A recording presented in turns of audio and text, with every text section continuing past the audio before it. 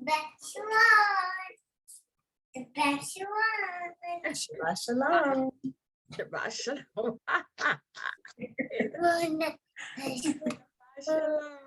Oh, that is so cute.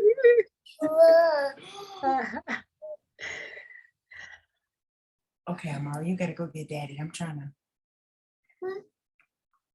Okay, go get daddy. I gotta get started, okay?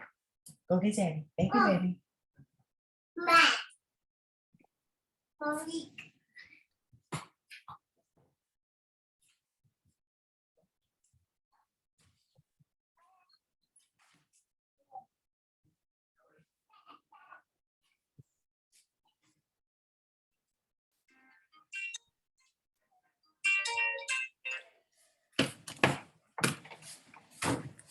Obviously, someone can't hear.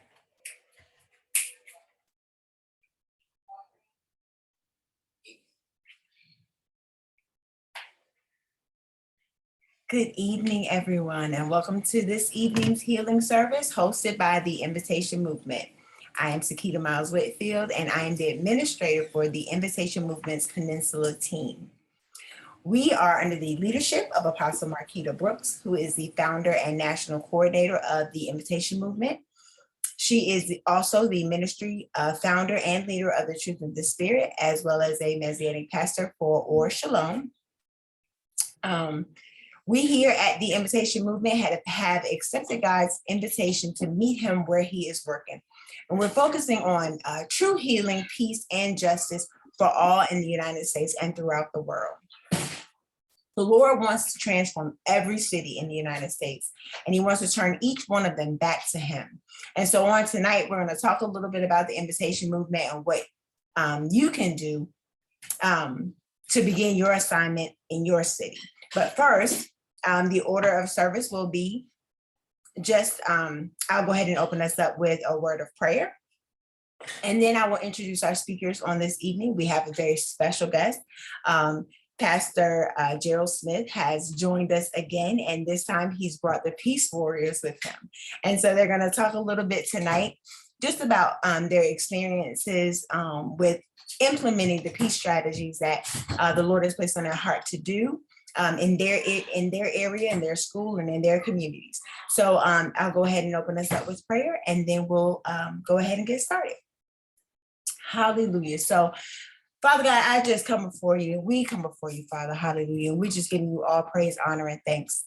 Father, we just thank you for the meeting that we have here on tonight, Father.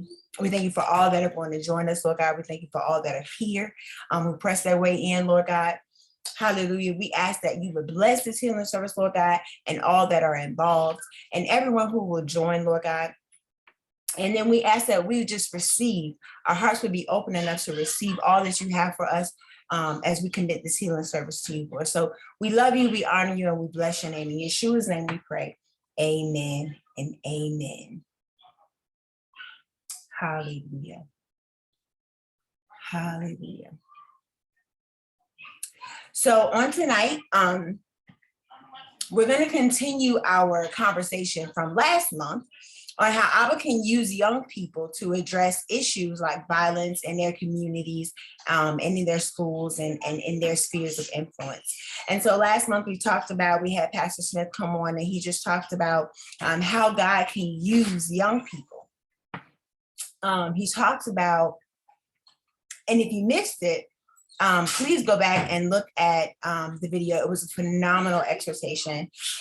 He gave a lot of key points. He talked about, what it takes to implement peace strategies. It's hard work. Like, it's not something that's easy. It's not something that's going to come easy. And he really broke that down for you, and how the young people can be used. God wants to use them. So please go back to the Invitation Movement's YouTube page and Facebook page. And you can look under the healing services, and you'll see that from last month. And as a matter of fact, I'll see if we can connect it, put it in the description below this video, so you'll be able to check part 1 out. Hallelujah. So we are excited to have Pastor Gerald Smith come back with North Lawndale College Prep High School Peace Warriors. And tonight they are going to share, like I said before, just some experiences as a peace warrior and implementing peace strategies in their school and in their community. There will be time for questions at the end, so please feel free to put your questions in the comment or the chat section.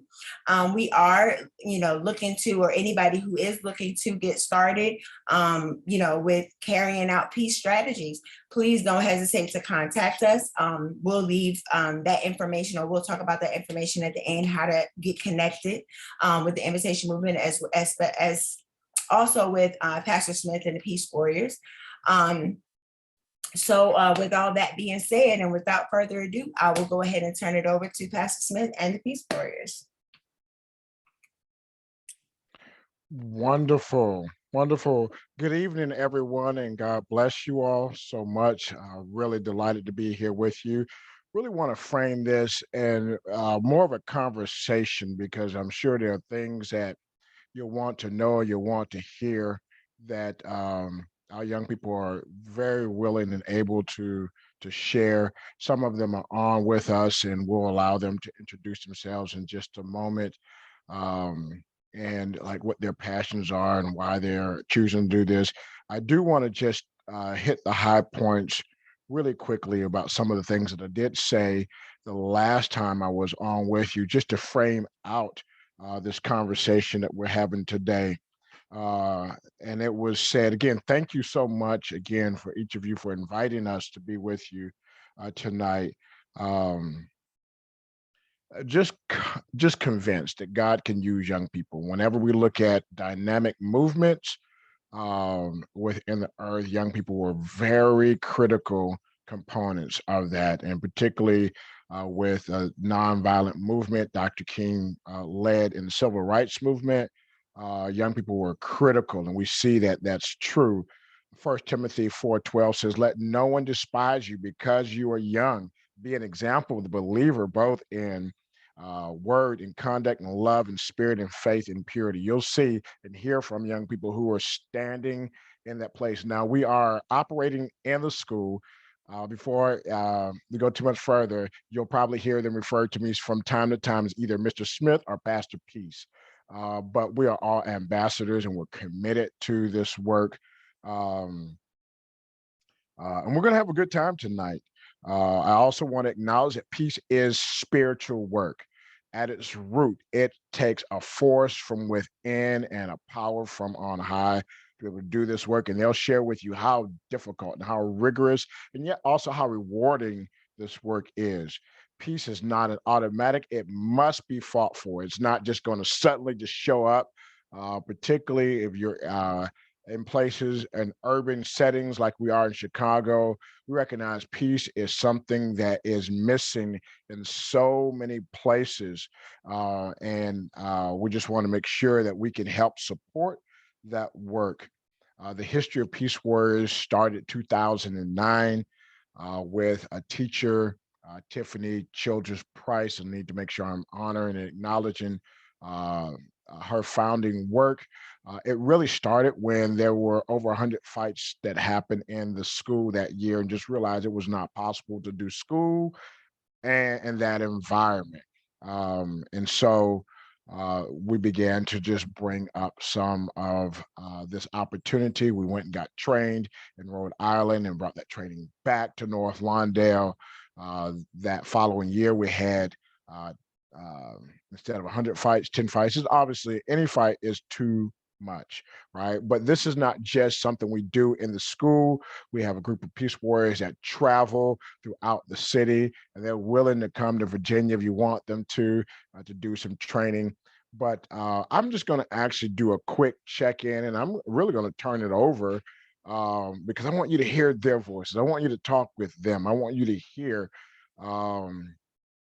their commitments, their struggles, their challenges, the things that make this work. The warrior part of the peace process is critical. So I'm going to turn it over to them. I'm going to start with the order in which they popped on. Some may be popping on a little later, but we have some of our key people with us tonight. I'm gonna start with Kamai. I'm just gonna actually ask you on a scale from 1 to 10, how you doing? What's your name? How long you been a peace warrior? And then we'll just rotate. And then we're just gonna start asking you some questions. Just feel free to talk about like what this work means for you and why.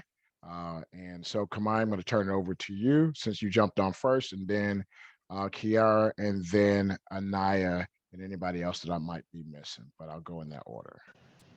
My name is Kamaya. I've been a peace warrior for 3 years. I'm a junior, and I am a 10.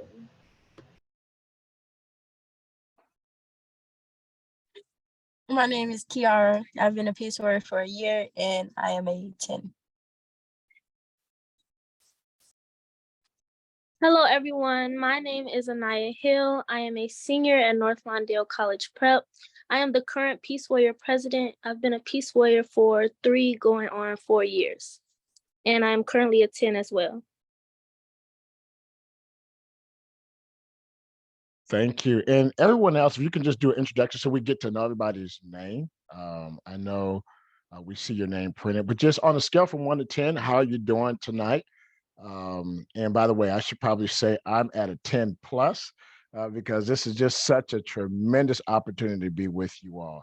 But if everyone could just introduce yourselves real quick, and then I'm gonna throw it back over to Peace Warriors to just kind of share. The first question I want to ask you is like, why'd you become a Peace Warrior? And just be as honest and truthful as you can. All right.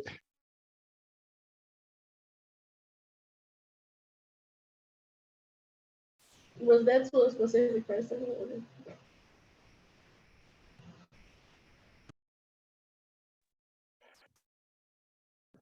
Go ahead. Just why did you become a peace warrior? Like, what was your motivation, both inside the school, and maybe what were some triggers for you outside of the school that says, "Hey, this is something I I'm would like sorry, to I do." did not know you were talking to me. But one of my reasons for being a peace warrior is because I have a lot of younger siblings that sometimes do not know how to handle conflict. And I wanted to improve myself because everybody's not perfect, but I had a little bit of anger in me.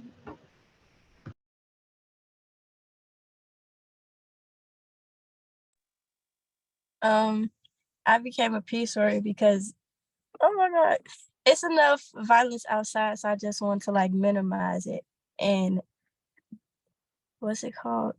Diffuse the violence in school.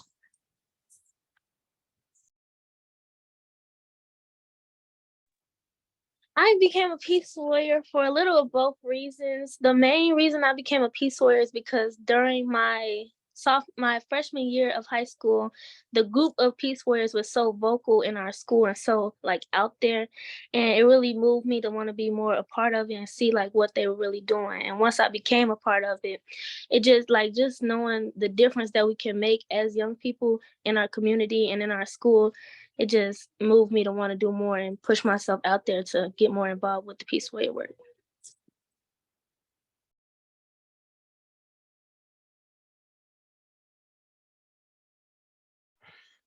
So you'll see us doing this from time to time. Can one of you all just kind of explain like what this is and why we do this, just so people aren't like, what in the world is happening over there? So can one of you all just share really quickly why we do the shake it up and what that is?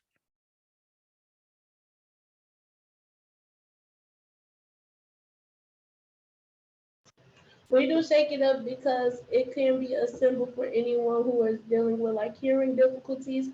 So instead of clapping, we shake it up, and also it's a part of the Jain religion, which believe in nonviolence. When you clap your hands, you're killing germs, and they just don't believe in killing any type of organism. Dr. King was also very eclectic. So he found different ways to involve different people groups around the earth. He would Hegelian, he would also see different opportunities to be able to encourage people. So again, this is our way, particularly on a Zoom call. This works well. Just to say we applaud and we affirm, or as our way of saying amen, we agree, and those kind of things. I want to talk a little bit or just ask and just kind of throw it out because I want to create some context on how challenging. You probably have heard a little bit of some of the challenges in Chicago that we face, And it may seem a little remote, perhaps from where you sit. You may also be experiencing some of these this violence in your own community, in your own homes, in your own schools. And so I want to just ask the Peace Warriors here just to share. Um, One, we have a definition that we use with Kenya Nonviolence for what we consider violence is, and so I'm going to ask one of them to share, but then also just where you've experienced or witnessed violence, and then we'll talk about what you're doing about that, how that shows up in your day-to-day life, and kind of some of your aspirations. But just what's our definition? I'm going to throw it out to Kiara. Definition of violence, and maybe just where you have witnessed it, just in your own context at school or in the community, so forth and so on. Our definition is violence is physical and emotional harm. Um, I haven't seen like violence with like just me. I've like seen it with everybody like around the school day. Maybe like they have like started off bad or something. And that's gonna start off like with the emotional violence. Um, it could also be like if one of the students like get into arguments, that's like physical violence, and I see that sometimes around the school.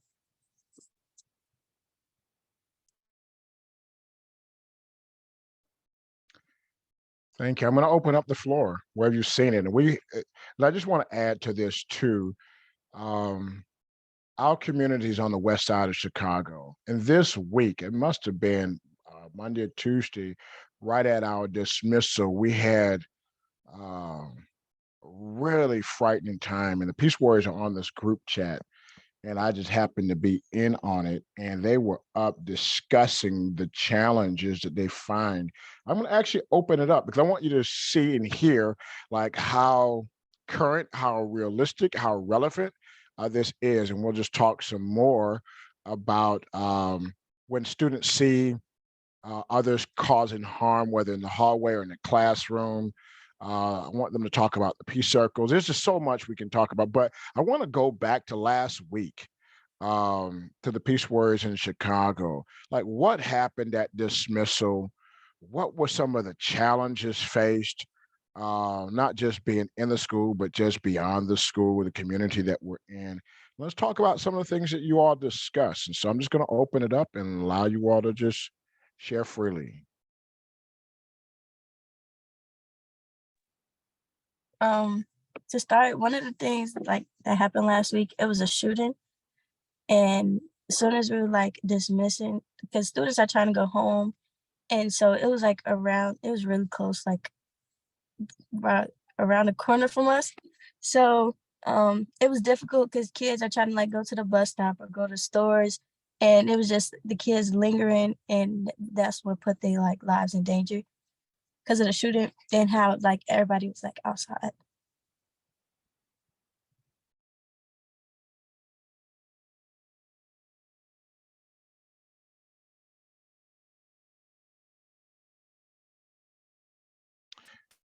Kamaya, you were on that group chat.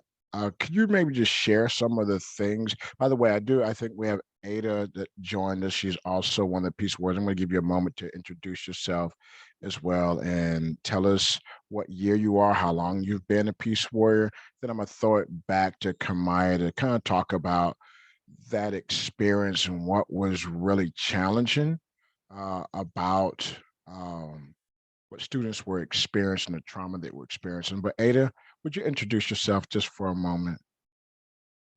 Yes. Hi, my name is Ada Harris. I'm a senior at North Lawndale College Prep Christiana campus. I've been a Peace Warrior for 3 going on 4 years. So basically since my freshman year.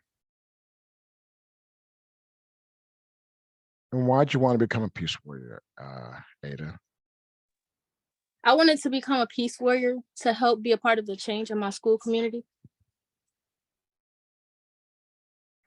Got it. Thank you. Speaking of that, how many of you all have done some work over the summer?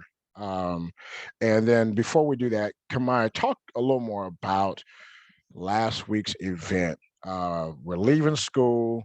people are happy somewhat, to go to the corner stores to get their chips and their drinks, or they're just hanging out with their friends, getting on the bus or going to the bus stop and the shots ring out. What were some of the aftermaths and what some of the challenges, and just even maybe talk about how common that is or how people reacted to that experience? Um, for us, it's really like after school, we all like plan either like if we're not doing something at the school, we're gonna go with our friends or do something after school. So to expect to be going home and then you hear gunshots, it's like you don't know whether you gonna get hit, you don't know if somebody else gonna get hit. And as peace warriors, we have to look out for our whole school, not only the school, the community too. So we were upstairs, like a few of the peace warriors, we were upstairs, we was at a program, and we was like just calling people like, are you okay? Are you okay? Where you at? It was a specific group of people. They were still outside, and they actually came face to face with the person who had the gun. So as peace warriors, we're just calling Smith, ringing his phone, like blowing up his phone.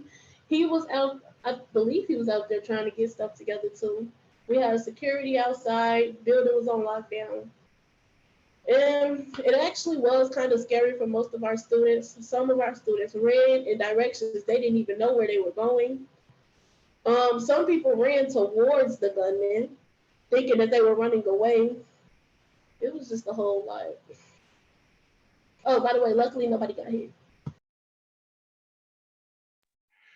Thank you. So I just, again, for everyone who's listening, I just really want to frame, the work that the Peace Warriors are doing is in the midst of violence, and they're in the midst of challenges and not in a vacuum. And so when you ask, like, why are these young people, we do have young men who are also Peace Warriors.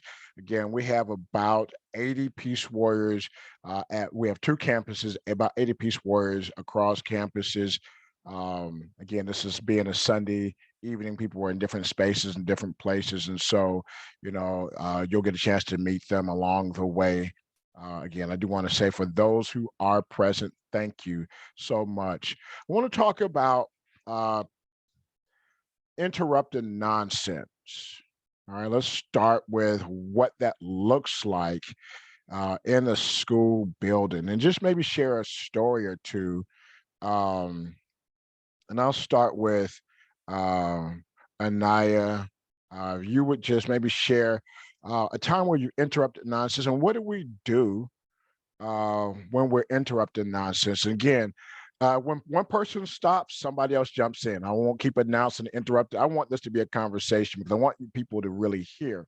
Because there are three parts to what Peace Warriors do. One of those things is interrupting nonsense. So, um,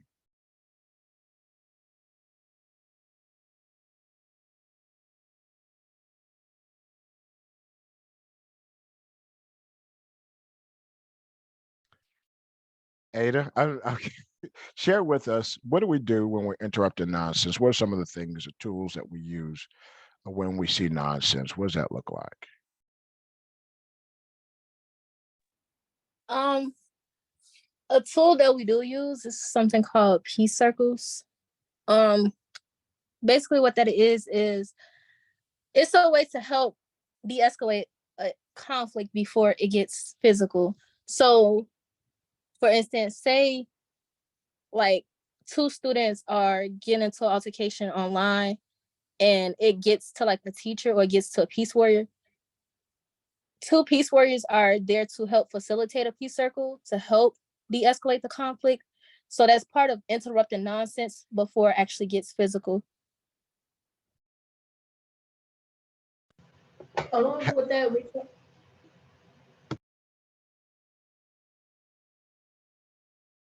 Go ahead, Kamaya, and just maybe share a time when you led a peace circle as well and what that experience was like. But go ahead, interrupting nonsense. I was gonna say, we do things that kind of try to avoid. I want to use the word pervasive, but tension before it gets physical. Like we do some things that's like checking in on people in the morning, checking advisories and stuff like that. So it's not only when somebody gets into like an altercation or something.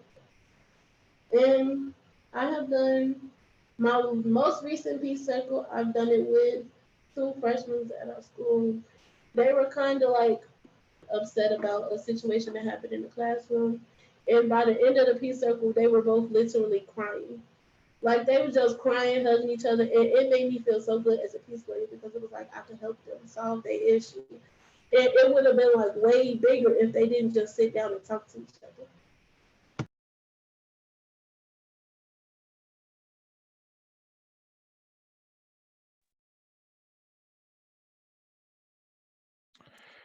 So what happens when a fight unfortunately does break out? Because that does happen from time to time, unfortunately, with students. Um, they're into it because of he say, she say. That's a very common one, right?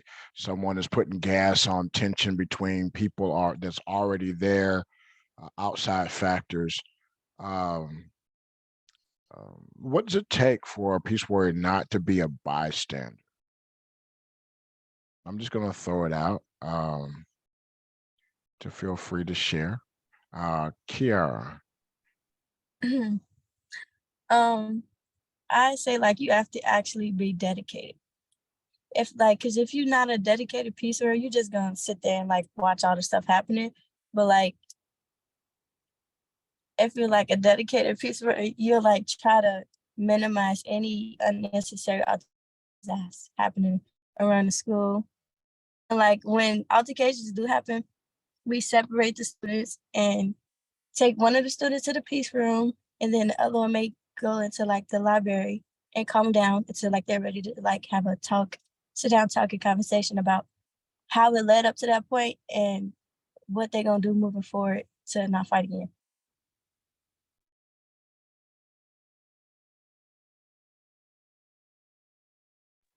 I agree with what she said. I also feel like you have to be brave when you doing that type of work because when people are fighting, you mainly get worried about like if you get hit, how do you move forward from that once you're breaking up a fight? Or like what would be like the main goal? Because when some people like when it's in that moment, it's hard to like focus. But being a peace warrior, like you have to be dedicated.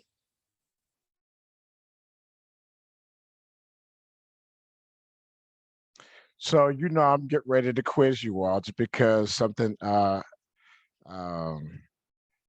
Ada and Kamai just made reference to. So we're guided by 6 Kenyan nonviolence principles, right? These are things that Dr. Martin Luther King was able to coalesce out of the civil rights movement and really help students and adults alike focus on like what's the commitment. Not every person who's been trained as a peace warrior is committed at the same level, right? And so there are different variations of why people become peace warriors and the level of commitment. So we made reference to if you're interrupting nonsense and you do get physically assaulted while you're doing that, there is a principle that might get used or you might be reminded of in the middle of that type of situation. What principle comes to mind? Which are the 6 principles? So you're holding up the number 4 and people don't know what that is. So somebody tell us what principle is that? Accept suffering without retaliation for the sake of a cause to achieve a goal. All right, slow it down because again, I want everyone to really hear what she is saying because this is really critical. All right, go ahead, Kamaya. Accept suffering without retaliation for the sake of a cause to achieve a goal. Mm, mm. I hope you all heard that. Shake it up, shake it up, shake it up. Wonderful. Um, peace circles also help us build um, principle 2. Can anybody tell us what principle 2 is? The beloved community is the framework for the future. Okay. All right. Say it again. Because you were doing some hand signals. I guess we could probably figure out how to do this on Zoom together. So lead us in this one, Kiara. If you have your cameras open, try to follow along, but just walk us through this process. The beloved community is the framework for the future. All right. All right. And again, I hope you saw those particular hand signals.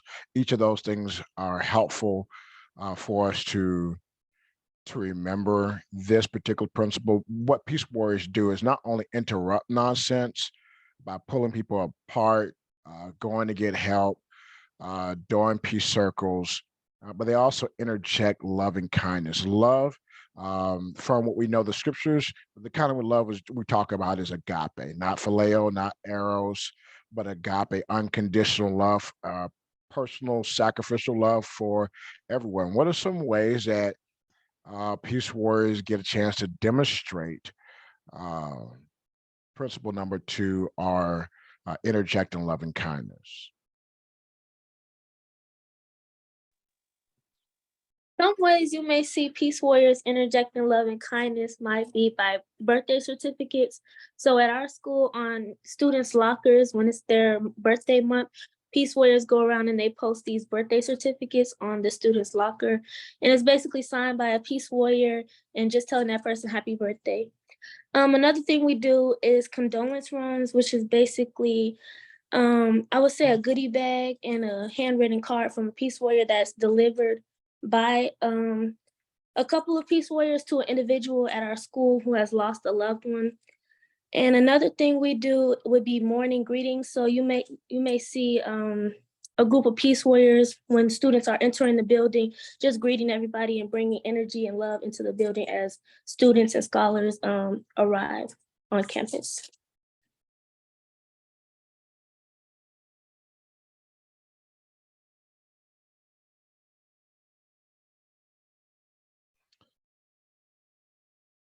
Condolence runs. I want to talk about the heart of like why those even exist, right? I find it so surprising how many students come to school after they've lost a loved one, right? And while they're in the space to try to focus on academics, teenagers tease each other. Sometimes circumstances create pervasive level tension that's just escalates. Um, how many of you all have done a condolence run? I'm just asking, just put your thumbs up, use your reaction button. I just want to make sure that, because every Peace Warrior doesn't do all things. We have a variety of things that Peace Warriors do. Can you all maybe share like what a condolence run was like, or maybe even if you received one and what it felt like to receive a package or a little moment, a little message of encouragement. So condolence runs.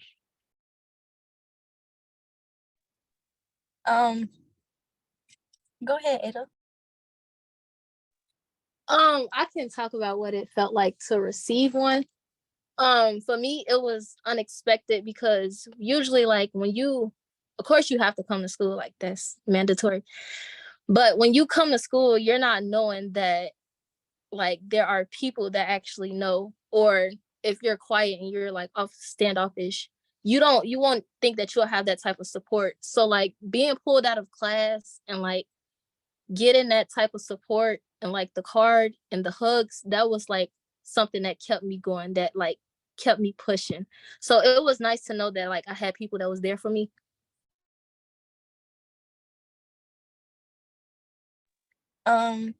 I gave a condolence run, and how that works was like we went to their classroom, gave them like the goodie bag.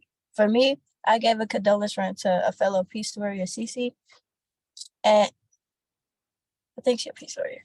And so then I just checked on and gave her lots of hugs, and I'm like, if she needs to talk about anything or like she's not still like feeling okay, then she could just talk to me to like gather herself before she go back to class.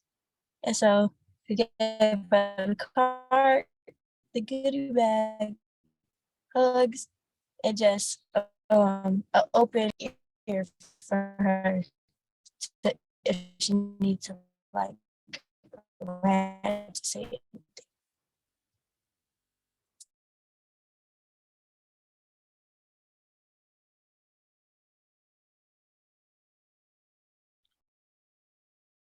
Thank you. So I just want to share. I think you were breaking up a little bit at the end there, Kiara. Um, I actually received a condolence run too. This is not just for students. Literally, the beloved community says anybody that is in your community receives this unconditional act of kindness, right? And so, just about a year ago, it'll be this coming Sunday for me that my father passed, and so I went and uh, was a part of the funeral service, and it was an amazing homegoing. But when you lose someone, you lose someone, right? And so I came back, and even though you're responsible for giving out condolence rant packages, it's something altogether when someone is mindful of you. And so they came and they had put together little cards and candy. It's not a lot. A little package is literally really small, right? It's really not about the size and what's in it. It's about the act and the mindfulness and the care and the compassion that comes with that. And I think when we're talking about reducing violence in our school and within our community, acts of love and kindness is the only antidote that I know of, both biblically and practically, that changes the atmosphere, that changes the tone, and finding creative ways to do that.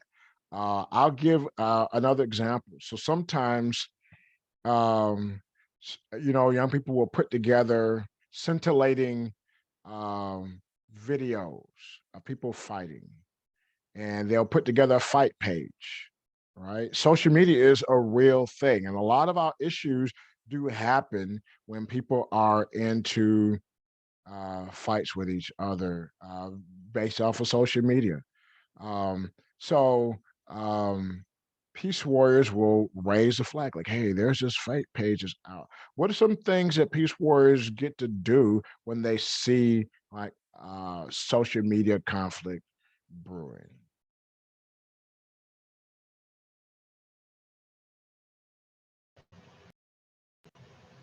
If you see it like while we're in school, you flag the nearest culture member, and the culture member is kind of like a security guard that monitors like every face in the school. So you would first like notify a culture member, and they'll probably like tell Dean Baker or text the culture group chat. And if you see it like while you're at home, you could like text like Mr. Smith or one of the Peace Warriors. And what we had did was we came up with putting positive stuff all over the fight page. Like the Peace Warriors, we reported the page, type like positive stuff in the comments, even though the page is kind of meant to be negative. We kind of shut them down with peace. And then, like a couple minutes later, the page was gone.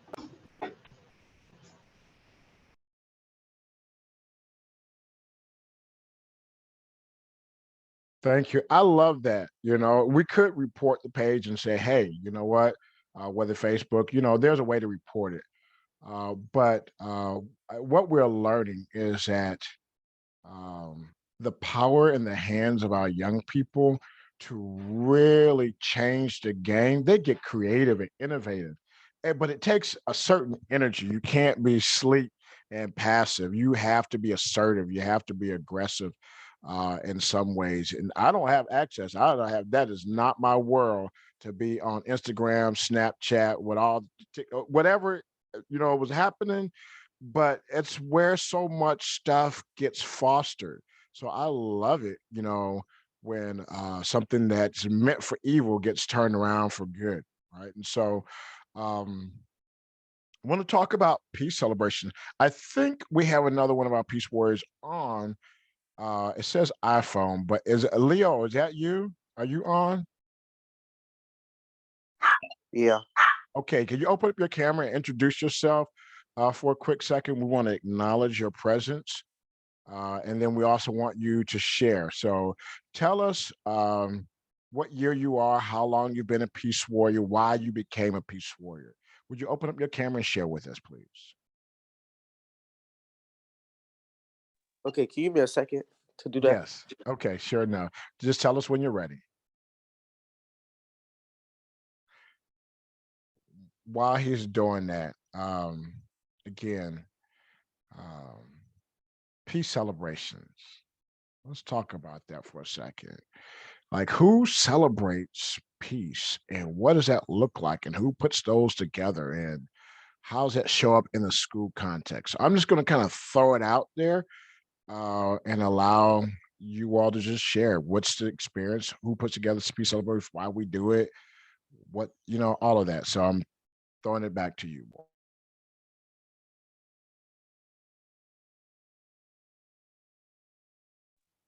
So I can kind of touch on it briefly.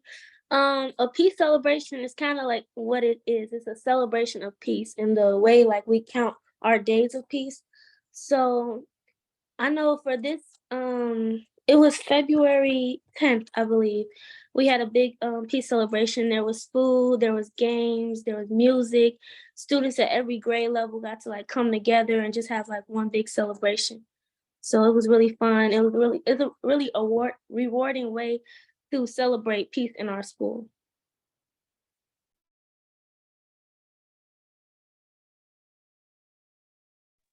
And who organizes it? Who puts it together? It's a combination of Peace Warriors and CAP class. Bottom line, students themselves put this together. This is not orchestrated or put together by the adult staff. I'm sure that it could be, but it probably wouldn't be as much fun. But again, students themselves figure out what it should look like, how it should feel, how it gets communicated. They're talking to adults like, we need this budget, we need this amount of money, we need this here, get this DJ, all of these particular things.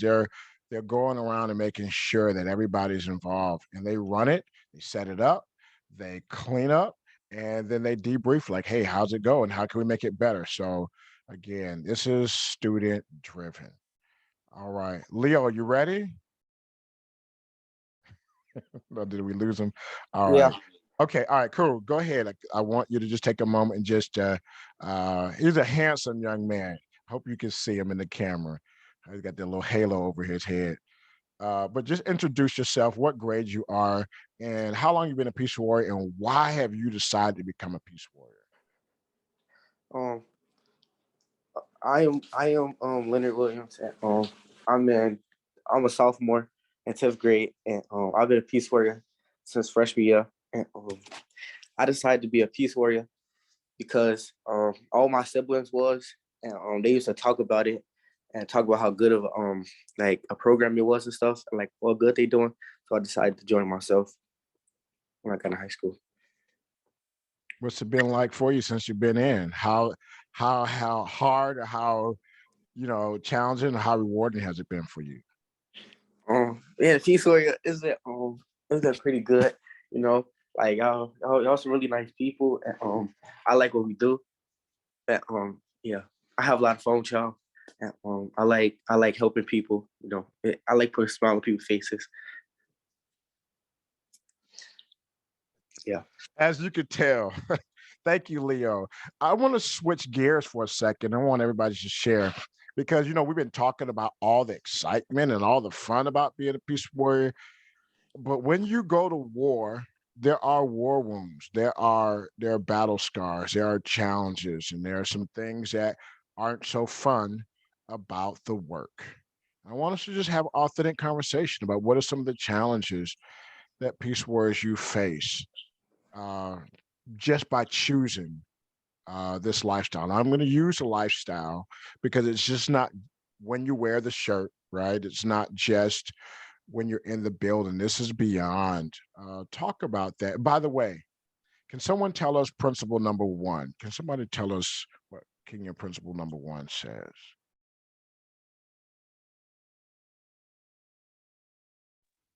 Principle number 1 is nonviolence is the way of life for courageous people. All right. Say that one more time, and then somebody else types it. Type these principles that we've talked about in the group chat. Can I get someone to do that? But go ahead and tell us that principle one more time, and we're going to try and make sure we hear it and learn it. Go ahead. Nonviolence is the way of life for courageous people. Wonderful. Being courageous, is that easy? Is it hard? How have you had to demonstrate courage being a peace warrior? What are some of the challenges? Thank you, Kamaya. And do principle number 2 and principle number 4 as well, since we've already touched those. What's some of the challenges that you have? I'm going to start with you, Leo, and then we're going to just work backwards. To anybody else here, what are some of the challenges that you face by being a peace warrior? The challenges, challenges I have faced being a peace warrior is some people thinking I would snitch on them. They people like you gotta like you can't be like you can't play around as much and stuff because like you're a peace warrior, you're supposed to be like you can't I don't know.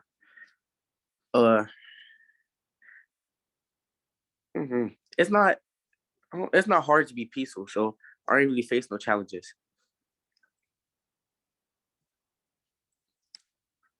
Yeah.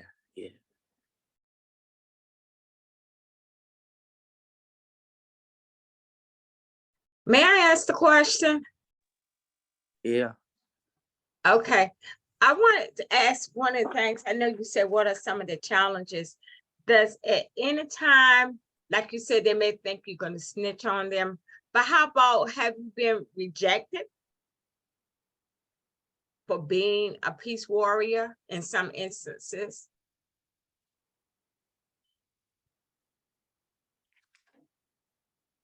And anybody can answer this question. So it's not just Leo, but like, have you experienced like rejection or opposition for being a peace warrior? Not really. People just be like, they're just restrained from telling you stuff. They'll just be like, oh, you're a peace warrior, I can't tell you this. Or like, if it's like a fight boiling up, then everybody will tell everybody but you. And they'll be like, because you're a peace warrior, you're going to stop it before it started, stuff like that. For me, it's most likely like not rejection. It's like it depends on the levels. Like the freshmen, being a peace warrior brought the freshmen closer to me. Sophomores also closer to me. Juniors, they kind of distance. Then the seniors is like, hey.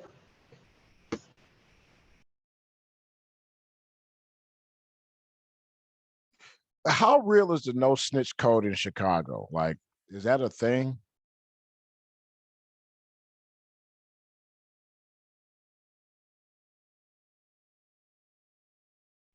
That's definitely a thing, like a real thing.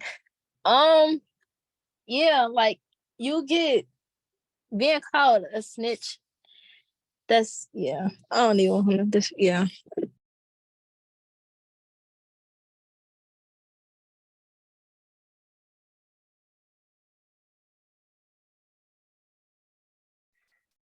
So again, it's hard to really articulate like how deep that no snitch culture goes. Again, we're only talking from a Chicago perspective, right? And violence has unfortunately been part of how we're known globally, right? And so if something happens, I didn't see it, I'm not saying anything, because what happens if you say something about some situation that you witness? Like, what are some of the consequences?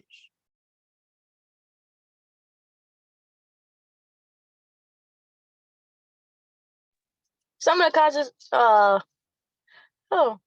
the consequences may be like people won't tell you like nothing else, or then they'll just like talk about it around the school and just be like, oh, she snitched, or he snitched, and then they probably just keep calling you a snitch, and that's like about it. I would like to add to what Kiara said. I feel like consequences would be like exposure. And since we are in Chicago, I feel like most times the violence occurs because of someone snitching. because they feel like you get to a point where if someone's told something on you, oh, they want to harm you or anything like that.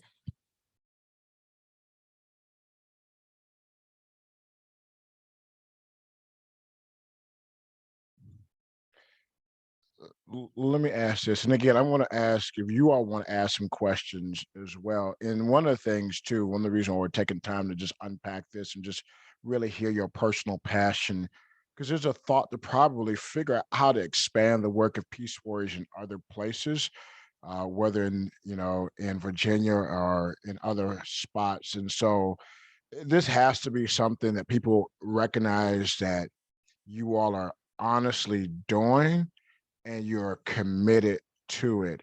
And it brings us to the third thing that Peace Warriors do. So we interrupt nonsense, Peace Warriors interject loving kindness, but they're also ambassadors of the peace. Um, and a lot of that happens in the course of the summer, but also Peace Warriors get called into meetings, to conferences, to stages, to seminars, things of that nature. So I want you all to talk about this part of being an ambassador to peace. You're teaching junior high school students. Sometimes you get called into lots of different places. What's that experience been like for you, um, being an ambassador?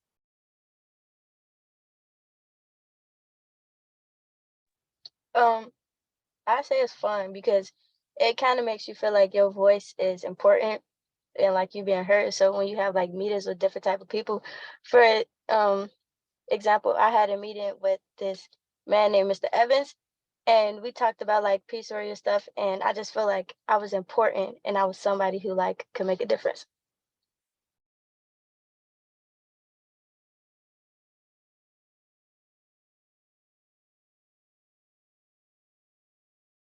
By the way, Kiara, you are important and you are making a difference. I just need to affirm that, right? And she didn't know this was going to happen. She was just sitting on the steps waiting for the classes to transition. And people know I'll snatch you up in the heartbeat and put you in a position to use your voice. Um, Anaya had opportunity to meet. Who did you meet this year? And just tell us a little bit about that experience. So to kind of piggyback off what Kiara said, being a peace warrior, we are ambassadors of peace, meaning we go around and we train different people on how to live a violent lifestyle and just teaching them about our ways and how we kind of go through our daily lives. So for me, the experience was I had an opportunity to sit on a panel with President Barack Obama and kind of just talk about different ways that our community can use the resources that we already have and bring in new resources, excuse me, to our neighborhood. So yeah, it was just a great opportunity to kind of tell them about the Peace Warrior work and then see alongside the different resources we already have available in our community.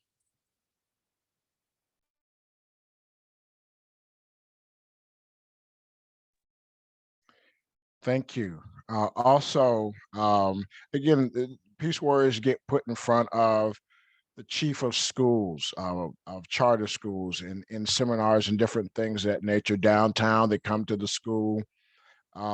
Peace Warriors also go from class to class and teach, um, whatever it is that they're learning around Kenya nonviolence. So, can one of you all talk about your summer experience, what it's like to go around the city of Chicago and teach Kenyan nonviolence to other people and just building community with your own Peace Warrior family? I want to start by saying, like, being with the Peace Warrior program over the summer, at first you probably would have think like, yes, the summertime I want to go outside. But it was literally like we were just a whole family. Like every single day we would be with each other, even after working. We'll be somewhere at McDonald's. Smith calling us like, y'all at home? No, we're at McDonald's. Like we will literally be doing something very productive even after work. So it's like we all became close with each other. And we have another person that's kind of like over us. Her name's Miss Jessica. She's not here. She would also like take us places. Like she took us to a camp where we all also got close and like we lived with each other for a whole week. So it was like we all a big family. Even if some of us like not necessarily gravitated towards each other, we all like have our own like similar bond with each other.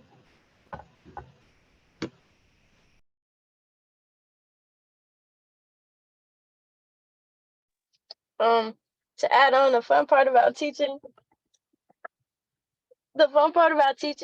is like interacting with the kids and stuff. Well, not necessarily kids, because like some group is our age, but like interacting with them and getting to like, I don't know, just it's just the interacting is the best part about it.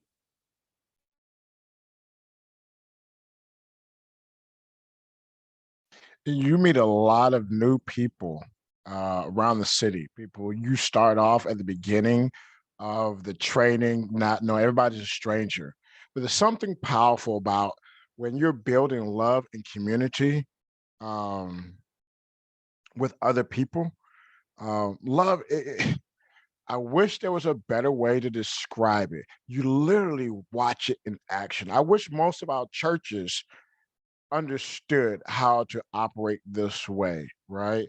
I think so much of our violence that we experience in our communities would be shifted and changed because if we knew and lived, it's not just an ideal, it's not just philosophy, it's action. Love is always an action word. It does require sacrifice, it requires overcoming fear. Right? Hatred cannot put out hatred. Only love can do that. Darkness cannot put out darkness. Only light can do that.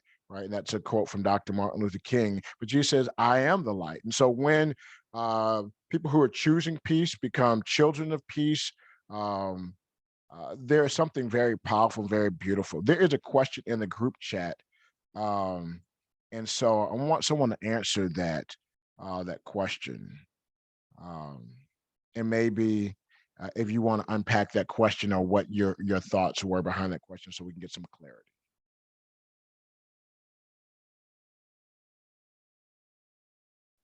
Sure.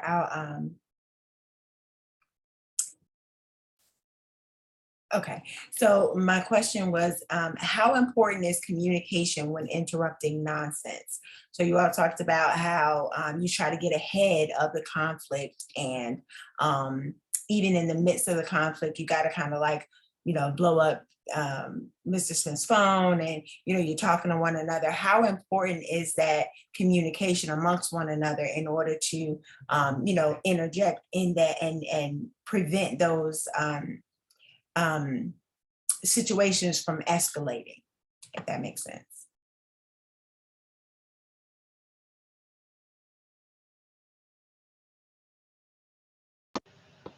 I feel like for me, communication is important not only just with like culture members or like Mr. Smith, it's even more important with the students because it's like when you have students that you're actually close to and they can tell you like, okay, this is happening, it makes like our job much easier. But most of like all of us, we can read the students, like we can see them and know that something is going on, or we can feel the tension. So no peace warrior does anything alone. It always has to be two or more peace warriors doing anything that we do. So having your partner, you have to make sure you both are on the same page. You do this, I do this, make sure we get it over with. So we have to communicate what's happening with our nearest culture member. Most likely it will be Mr. Smith. He will communicate to the culture group chat of our school and tell them basically what is going on so they can be ahead of it. So now all of the school is pretty much aware this is what's happening, we need help. Now, if we cannot do that, it will probably be so hard to get from the third floor all the way down to the first floor to tell Mr. one of our team, like one of our staff members, what's happening, especially if they didn't have those walkie-talkies. So communication is very important.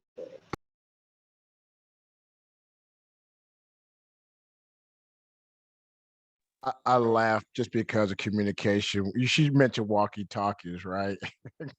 It's something in the last 3 years since COVID, we've decided to figure out how to strengthen our communication with each other. But also, communication is anonymous because, again, if you put someone out there and they say, well, this person was the one that called this peace circle, this person was the one that flagged the issue, and then it breaks down trust. Like confidentiality The Vegas rule is critical for the way we operate. So we are communicate with each other, but if someone says, well, who said this? And because they want to know, like, who told you, right? But we have to maintain confidentiality in it. Communication is critical. What are some of the ways that we communicate? Well, face to face, so forth and so on. But I think it's a critical question. How do we communicate, and how can we make communication stronger? Let's just put that out there.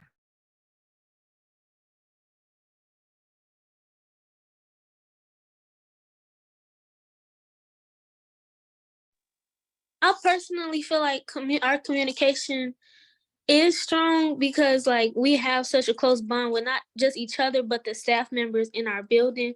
So like for example, Mr. Smith, he wears many hats, so he is all around the building doing multiple things at one time. So we can't expect him to be at one place at one time every second of the day. With that being said, we have to know like who else we can go to. So if Kamaya's having an issue, she knows she can go to Mr. Baker or another staff in the building who can help settle that issue right then and there. If there's no adults in the building, she can bring it to me or a fellow peace warrior on that grade level. If it's like say it's a sophomore issue and she's in the junior wing, she can bring it to Leo, who is a grade level lead, and Kiara, who's a grade level lead. So it's like different ways we communicate with each other to get the issue solved.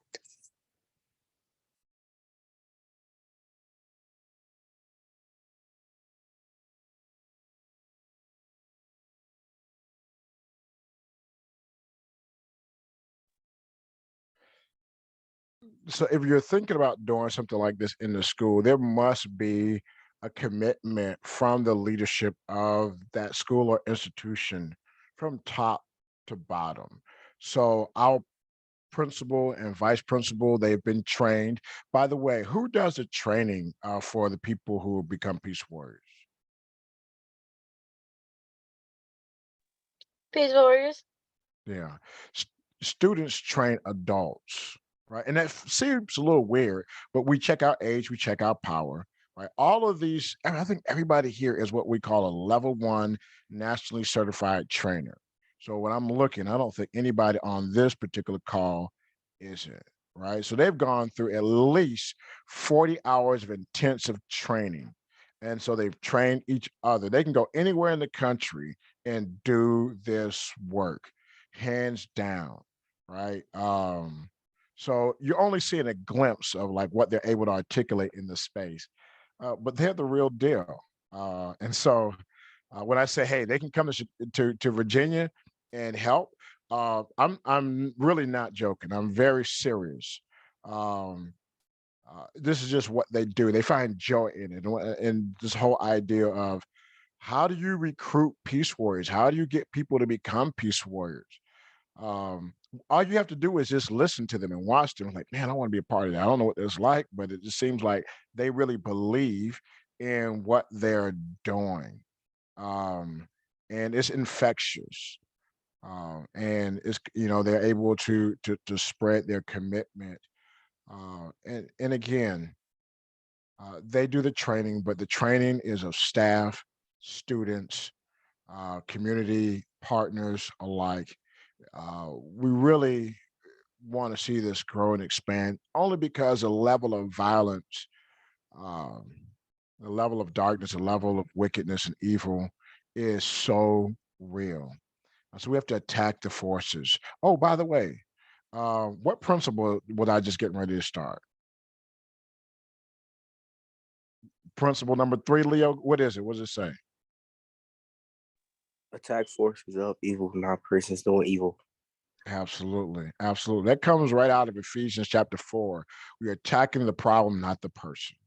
Right. And that's really critical to get that right. Because sometimes you want to choke up somebody. I mean, excuse me, I'm sorry, I didn't say that.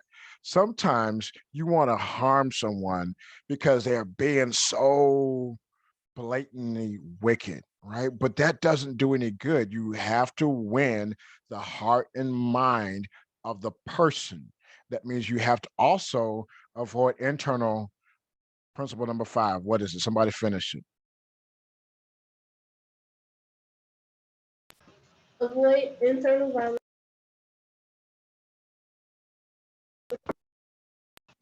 I did not know I was on mute. Avoid internal violence of the spirit as well as external physical violence. Absolutely. Right. Somebody type it in. Kiara, type that in. Principle number 5. Right. Or whoever is typing, one of y'all. Again, there are different ways to avoid it. But again, we're speaking of the spirit of a person as well as the physicality of an individual. And there, those have different impacts. If your spirit is not well, then your actions will also not be well. We have a peace room.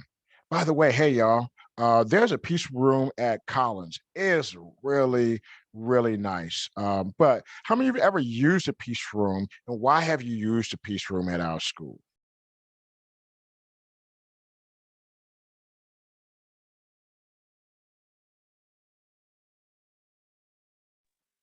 Um, the peace room also wears many hats. It can be a place where students can come to like unpack their feelings if they need a second to just get their thoughts together, get their emotions together before entering back into the school atmosphere. They can do that there. The peace room is also a place where if students have lost a loved one and they need a second to kind of regather themselves, they can also go there. The peace room is a place where students can go if they are on the verge of getting into altercation and they kind of we need somewhere to like separate the two, or however many students there is from being in the same space, they can go there as well.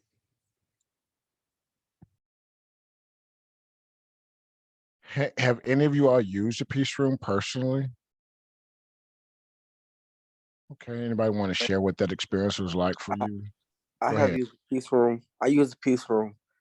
I used peace room a few times. I used it because I feel like I had to take a break from class and like need to get stuff off my mind before. I used it. I brought a student there because he was from into an altercation. And I brought I was there helping the student with his feelings after he lost a loved one. And yeah, I think that was it. We also use the peace room to hold or host peace circles if there are no other spaces available. I have personally used the peace room, like Leo said, to kind of collect myself and gather my thoughts. So yeah. I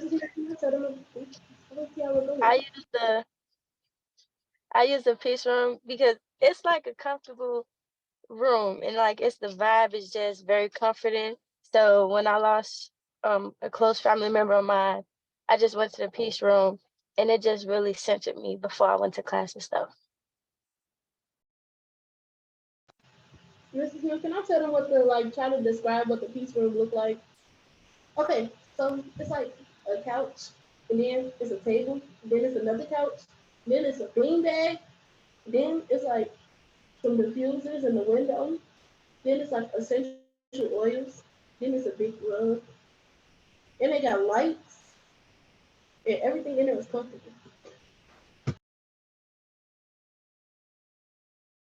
And this is the first year we've had a peace room. I think we've always felt a need for a space and a place. Now, just trying to make sure it doesn't get abused, because some people just don't want to be in class. Like, hey, can I go to the peace room? Right. So we do have to manage that so it doesn't get overcrowded or misused. But it is such a necessary place. You know, when you're always in the place, you can't go to the bathroom because people coming in and they're going out. You're trying to find a private place to sort. And I do sometimes I walk in, I'll see. And by the way, what you forgot to mention, Kamaya, is in there is a box of tissues, right? It's always in there. It's like the altar, right? You got a place where you have to come and just get yourself in order. So there's a lot of comfort and concern that's shared in that space, in that place.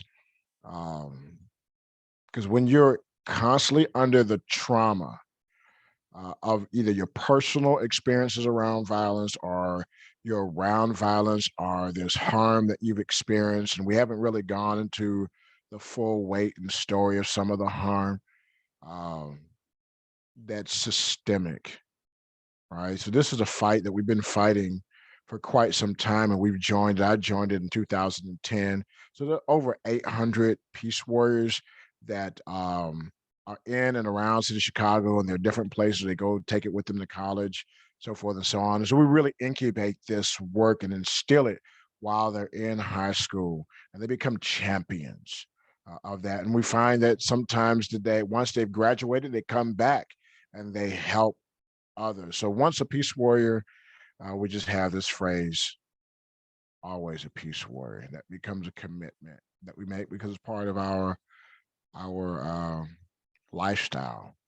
Anybody want to speak to principle number 6? It's in the group chat. And what does that mean to you? Just share the principle and what does it mean?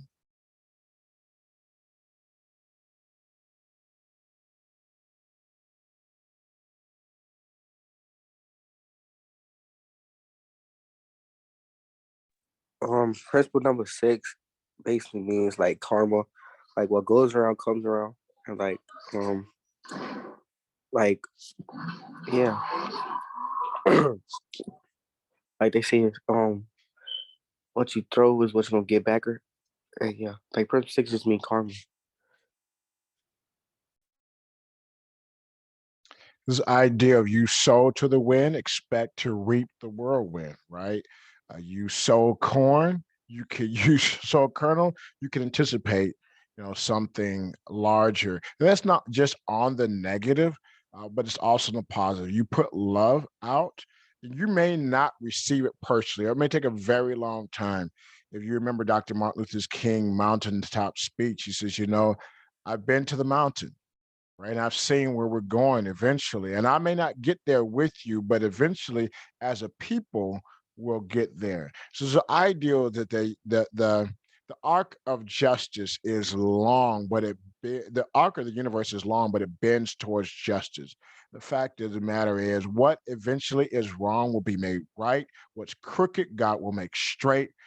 These are things that help us endure the journey of peace, because some of the things that these peace warriors today may be fighting for, they themselves may not be able to experience the benefits of it. But 2 or 3 classes after they've graduated may experience the benefit of it, right? So, but they're willing to put in the work here and now. Like, how do we have a safer school? How do we have a safer community? How do we make sure that we have people feeling that they don't know how to respond when they're in the middle of a conflict? So this principle anchors us in the long game. So I'm going to pause because I've been asking questions, but I want you all, if you all have questions to ask or thoughts you have, um, uh, Elder Jones and Miss Tarika, I'm saying your name incorrect. It says truth in spirit, but I'm just throwing it out to you. Ask questions. The floor is yours. They're available and they're willing. Sure, I will. I do have one other question I just put in the chat. And it's in regards to the community and community leaders. How do they support your work and the work that you do? As far as like encouraging you all, do they, come down to the school? Do they have something, to say or to be a part of, like your peace celebrations and things of that nature?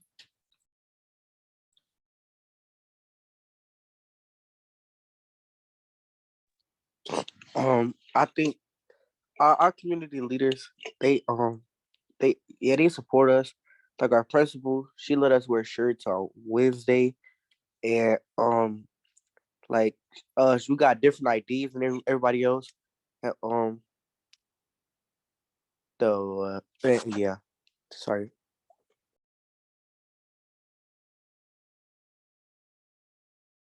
I Praise. feel like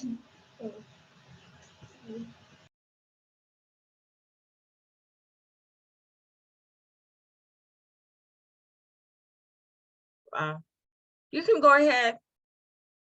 Alright, so I feel like members of our community, even like outside of school, We have like some people that's not even like in, I wouldn't really say like in the same street as the school. They would like send us donations, like how we were telling you about our peace room. They sent us like funding for our peace room. So we did, I want to say like the beginning of the school year, we did like a whole community cleanup around like our school. And we like picked up trash around our school, and the community leaders, they helped us, people from the community, like they were just coming, helping us clean up around our school. So it's like a lot of support around not only Peace Warriors, but North Lawndale in general.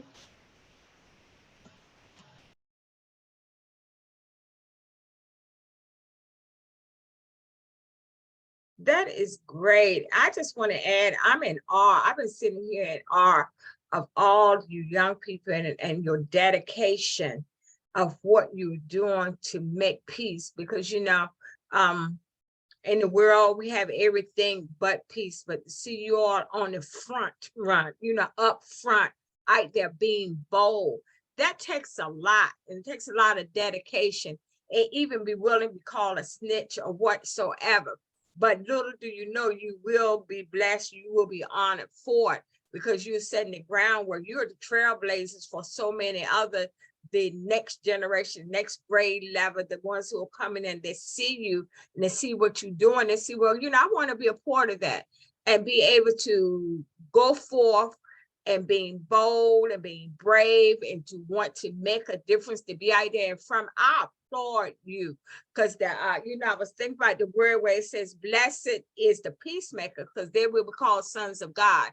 And we know when it says sons, that means male and female. So you are sons of God.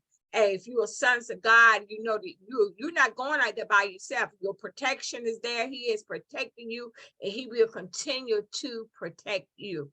So I just bless each and every one of you. I want you to know, since last month, you all have been on my prayer. You've been on my prayer list, my daily prayer list, the Peace Warriors.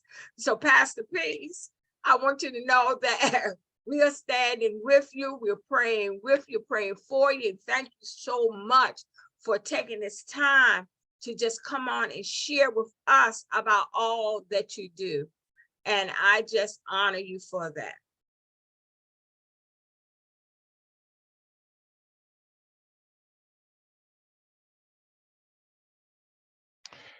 Thank you so much again for granting us this opportunity. The fight continues. It will outlast us long after we're gone. The fight for peace will continue to be carried forth. And again, I'm extremely hopeful. I'm thankful for our Kiaras and our Leos. They're actually like the second generation in their family that's kind of like doing this work, and boy, they are dynamic. I know, like, oh no, please don't put us out there, but they bring their own flavor, energy. Man, they were on this group chat, and I was having a moment, because they're so articulate, so passionate, so clear-minded. They're willing to take the risk. Sometimes adults, we're so afraid. We have Joshua's on the front line here. And I just want to I want to acknowledge, and it's probably a little hard to see, but community leaders are aware. Chicago Sun-Times is a major newspaper in Chicago. And on the front page, the Peace Warriors are acknowledged. There's a whole spread in there, and I can share that with you. But honestly, our students don't do it for the clout. They do it because they're so committed. I think honestly, they're tired of the violence. They've been to so many funerals. Let me just ask this quick statement. How many of you have been to 3 or more funerals? Just give a thumbs up or something that nature, just to acknowledge, because I want you all to see like how real this is. All right, I'm gonna raise the number. How many of you have been to 7 or more funerals? Right. All right. They're In counting. general, In general, yes. oh, Yeah, right.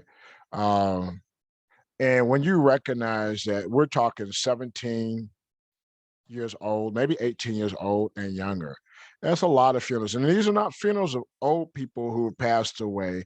These are people who are friends or people their age, right?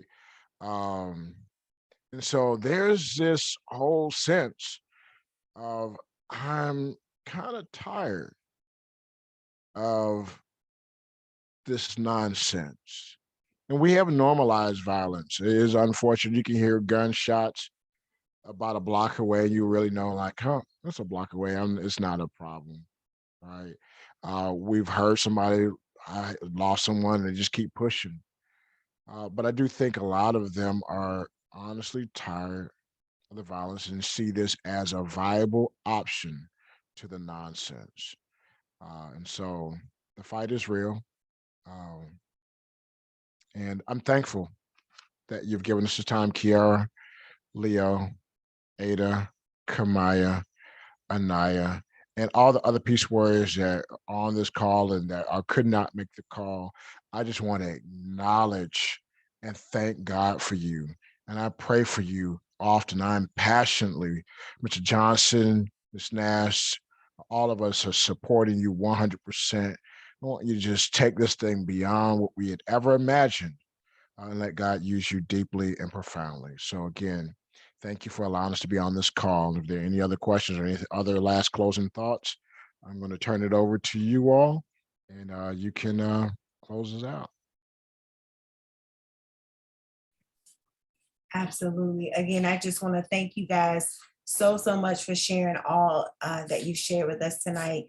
It was so encouraging, and it's so wonderful to see, a group of young people just, being on the front lines. Elder Frederica says this all the time, boots on the ground. You have definitely encouraged me to be some real boots on the ground and step in there and, support my students here, my children. I have children your age. So I'm definitely looking forward to, getting with them and getting something started in our community as well. I'm just in awe, just like Elder Frederica, just in such awe. It's amazing to see this and to see the work that you're doing, and then to see the results, you know what I mean? To see the community stepping in and, supporting you all and all the support that you have in your school. And it's just, and the support that you have amongst one another. A lot of times nowadays amongst the youth, you don't see a lot of support amongst each other. So it's such a blessing to see that, you all can actually come together and support one another, doing things and training, children your age, kids your age, and adults alike. Like, that is amazing. That is absolutely amazing. And I just thank you so much for sharing all that you have with us on tonight. I don't see any other questions in the chat, and I don't think anybody else had any other questions. I didn't miss anybody. Okay, so I'm going to go ahead and just close us out in prayer again. Thank you so much, Pastor Smith and Peace Warriors. Keep doing what you're doing. We are praying for you. We are standing with you all the way over here in Virginia. So I'll go ahead and just close us out in prayer. So Father, we just come before you, giving you all praise, honor, and thanks. Father, we just thank you for each person that's on this broadcast tonight, Lord God. We pray that each of us received exactly what we needed from you, Father. We thank you that the youth here were encouraged to know that you have need of them, Lord God, and that they too can be used to turn this nation back to you, one city at a time. And so, Father, we just pray that the youth and that the parents and the teachers and leaders were encouraged by the testimonies that were given on tonight, Lord God. We ask that you would refresh and refill and strengthen Pastor Smith and the Peace Warriors and all who are connected with them. And as they continue to carry out the peaceful strategies that you've given them to carry out, Father. Hallelujah. Father, we just, as we go our separate ways, we just ask that you would cover all of our families, Lord God, that are represented here on tonight. And Father, we thank you for all that you have done and all that you continue to do in each of us. And we ask these things in Yeshua's name. Amen and amen. And good night, everybody. If you want to reach out to Pastor Smith, his email address, is it okay if we give your email address? Okay. That's fine.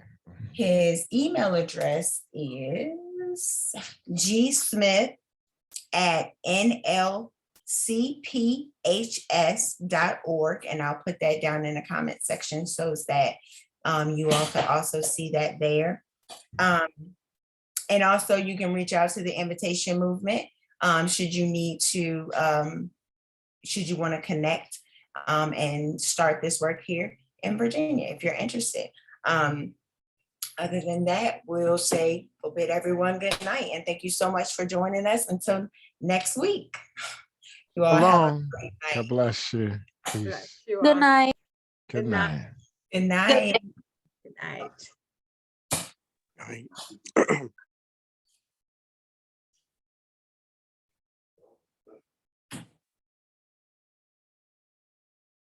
Stop recording.